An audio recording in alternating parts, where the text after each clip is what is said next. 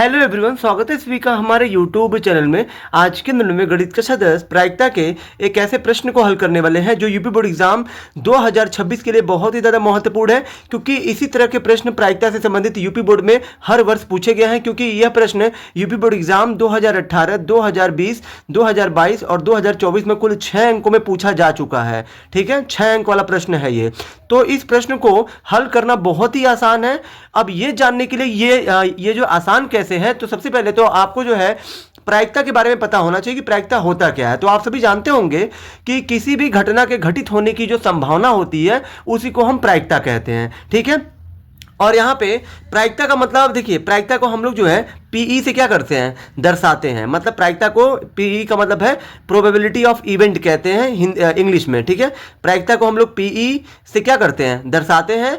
और जो प्रायिकता पीई बराबर होता है एनई बटे में एनएस होता है। एनई क्या है, तो यहाँ देखिए, जहाँ एनई जो है अनुकूल घटना है। अभी ये जो है अनुकूल घटना क्या है, ये मैं आपको प्रश्न के माध्यम से अच्छी तरह से समझा दूंगा।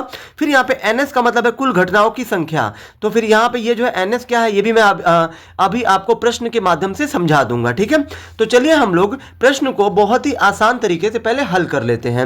तो जैसे कि हमारा क्वेश्चन दिया गया है, एक पिग्गी बैंक।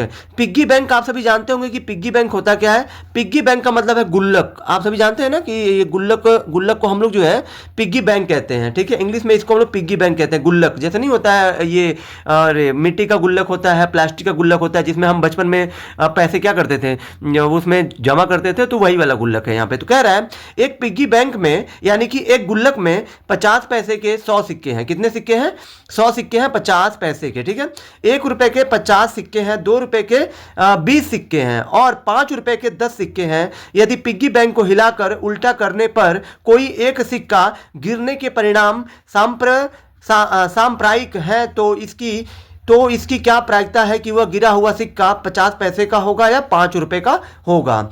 यहां देखिए, अगर मान लीजिए किसी गुल्लक में 50 पैसे के 100 मतलब सिक्के हैं, 1 रुपए के 50 सिक्के हैं, 2 रुपए के 20 सिक्के हैं और जो 5 रुपए के 10 सिक्के हैं, कह रहा है कि यदि पिग्गी बैंक को हिलाकर, मतलब सारे सिक्के उसी में हैं गुल्लक में, सबको हिला दिया गया, मतलब सारे सिक्के मिल गए। ठीक है, हिलाकर उल्टा करने पे नहीं, जब हम जो है पैसा जब जमा करते थे गुल्लक में, तो फिर हम जो है मतलब गुल्लक से अगर हमें पैसा निकालना हो तो कैसे हम लोग वो करते हैं, उसमें से निकालते हैं। तो गुल्लक को क्या करते हैं हम लोग, उल्टा करते हैं ना। उल्टा करने पर कोई एक सिक्का गिरने के परिणाम। अब ये कह रहा है कि जब आप उल्टा करके कोई एक सिक्का हिलाकर जब आप गिराओगे, तो कह रहा है कि सांप्रायिक का मतलब क्या है, यानी कि हमें नहीं पता है कि मतलब वो जो है, अगर हम गुल्लक को उल्टा करके अगर हम सिक्का निकालेंगे तो वो जो सिक्का कौन सा गिरेगा हमको ये नहीं पता। यानी कि बिना देखे हम जो है अपना जो लक्ष्य बनाकर नहीं, उसमें से हम क्या करेंगे, वो पैसे को निकालेंगे कि हाँ वो 5 रुपए का ही सिक्का गिरेगा, या तो 2 रुपए का गिरेगा, या तो 1 रुपए का गिरेगा। सांप्रायिक का मतलब ये होता है कि बिना देखे, मतलब जो है अनजान तरीके से हम क्या कर रहे हैं, पैसे को निकाल रहे हैं। अब वो पैसा 50 पैसे का भी मतलब हो सकता है, 1 रुपया भी हो सकता है, 2 रुपया भी हो सकता है, 5 रुपया भी हो सकता है। तो कह रहा है कि इसकी क्या प्रायिकता है, यानी कि प्रायिकता पूछा जा रहा है कि जो गिरेगा सिक्का वो 50 पैसे का होगा या 5 रुपए का होगा। हमसे यहाँ पे 2 प्रश्न पूछ रहा है। तो यहाँ देखिए, कभी भी आप प्रायिकता का जो भी प्रश्न हल करते हैं, तो यहाँ पे आपको कुल घटनाओं की संख्या लिखनी है। कुल घटनाओं की संख्या क्या होती है, तो यहाँ देखिए, यहाँ पे बात चल रही है सिक्कों की, तो फिर यहाँ पे आपको पहले कुल सिक्कों की संख्या निकालनी है, यानी कि कुल सिक्कों की यहाँ पे संख्या। और जो यहाँ पे आप कुल सिक्कों की संख्या को ही हम यहाँ पे हम लोग इंग्लिश में कहेंगे एनएस, यानी कि नंबर ऑफ सैंपल।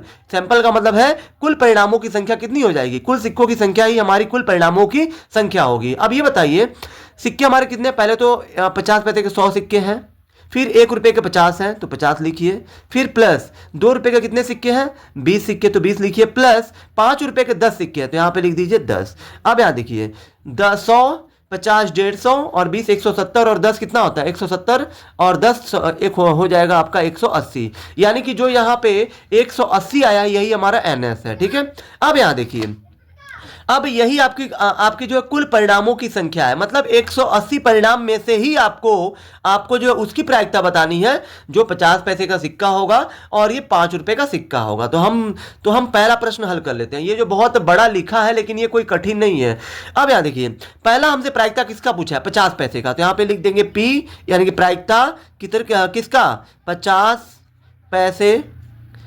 पैसे का सिक्का, यानी कि हमें जो है प्रायिकता बताना है 50 पैसे के सिक्के का। तो ये बताइए प्रायिकता का सूत्र क्या होता है। अभी मैंने आपको बताया NE बटे में होता है NS।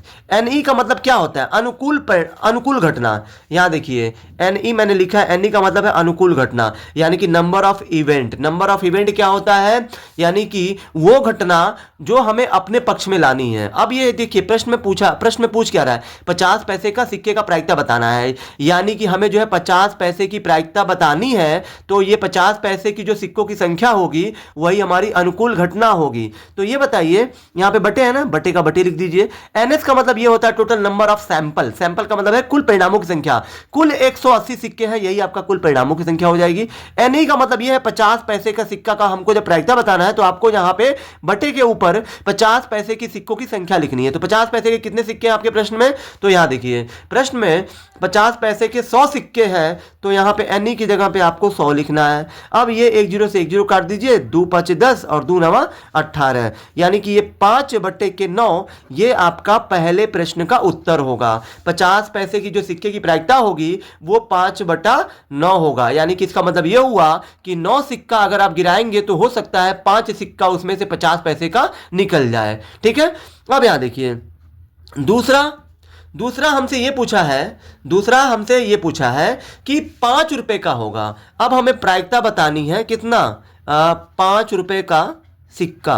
हमें 5 रुपए के सिक्के की प्रायिकता, तो 5 रुपए का सिक्का, तो यहां पे हमारा सूत्र वही होगा NE बटे में NS। देखिए प्रायिकता का सूत्र कहीं नहीं बदलेगा, आपको यही सूत्र यूज करना है जब भी आप प्रायिकता से संबंधित प्रश्न हल करोगे।